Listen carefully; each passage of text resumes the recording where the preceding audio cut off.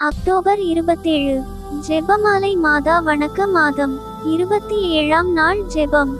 செபமாலை இராக்கினியே, மாசில்லா மாமரியே, பாவிகளுக்கு அடைக்கலமே, எங்கள் அன்புள்ள அன்னையை விட்டு நாங்கள் வேறெங்கே அடைக்கலம் தேடுவோம்?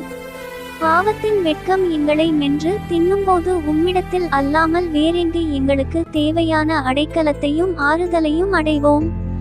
நிச்சயமான புகலிடமாகிய இயேசுவின் திரு இருதயத்துக்கு கொண்டு போய் சேர்க்கும் பாதையில் பதனமாய் எங்களை நடத்தி சேர்த்தருளும்.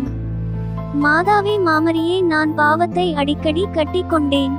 அச்சமயங்களில் நரகத்தையோ மோட்சத்தையோ என் மேல் நீர் கொட்டிய அன்பையோ நான் நினைக்கவில்லை, கருதவும் இல்லை.